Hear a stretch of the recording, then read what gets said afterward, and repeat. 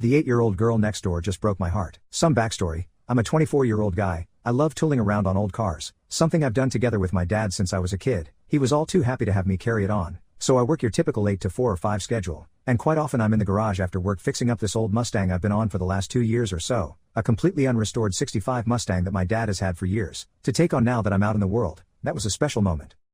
So one day, I started leaving the garage door open, and it's to the front so pretty much everyone can see what I'm doing. People stop by, chat, say hello. It's great. I always love to chat it up, especially older folks that are happy to see a young guy getting his hands dirty working hard on a classic. So about a year ago during the summer, the neighbor's mom asked if I could look after their little girl Rachel, a quiet little girl that always seemed well behaved. I didn't mind, but I said I'm really committed to working on this car. If you feel good enough to let her over here while I'm working on the car, not a problem.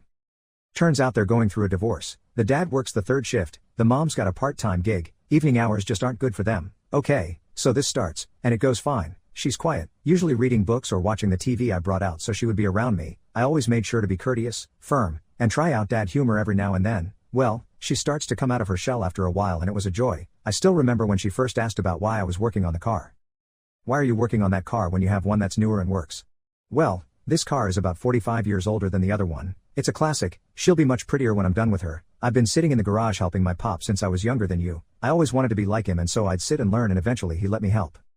She says, "Oh, whenever I see dad he's always sleeping." And I reply with, "Well, he's working hard to provide for you. He's working a tough job." She just kind of was quiet after that, but after 2 or 3 months, she started being cheerful when she came over, always asking questions about what I was doing specifically, this part and that, why it needed to be done, what made it work. I was glad to impart knowledge. I think everyone likes teaching a bit, especially something you're passionate about. I started teaching her about tools, how to recognize which ones you need, what they can do on a car or around the house. She started to light up. I got the sense that besides school, she didn't have much of a parental figure, or anyone to teach her anything about life, or anything. One time my dad visited in his '66 GT convertible, and I took her for a ride in it. I'll always remember how she smiled, saying, "Is this what yours is going to be like?" "Should be, but mine's a coupe so it won't be quite as nice." "No, yours will be much better, 'cause we've been doing it." My chin started to wobble and I just smiled and said, "You're right, it will be." She'd really started to grow on me. I mean, it would be impossible not to let her into your heart. A bright-eyed smart little girl that just soaks up everything you teach her, wants to learn, and looks up to you like that. It made me sad, because the times I saw her parents interact they were always snide or yelling at each other. When they were around that is, this spring I started noticing the mother leaving without a uniform, sometimes dressed to go out. I came to the conclusion she quit or wasn't working, but still taking advantage of me babysitting, which I didn't mind in the slightest. Sometimes Rachel would be quiet more when she came over, but I always waited until she would open up. She'd let out tidbits like, "Mommy woke me up late at night," she was acting funny, or, "She came home with someone that wasn't daddy," or the like. It would pierce my heart, but I didn't know what to do except keep being a safe harbor for her of sorts. She started hugging me more often, squeezing me as hard as she could. I'd always get a lump in my throat.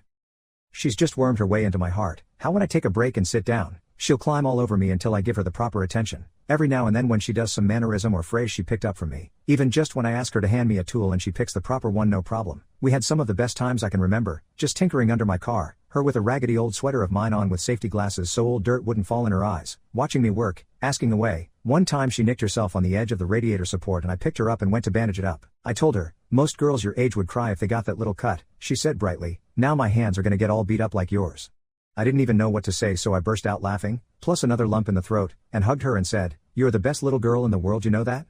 Then a few weeks ago, her mom came over and said they were going to get a divorce, and if I could still keep watching her during the week. I told her I was sorry and absolutely, she's a delight to have around.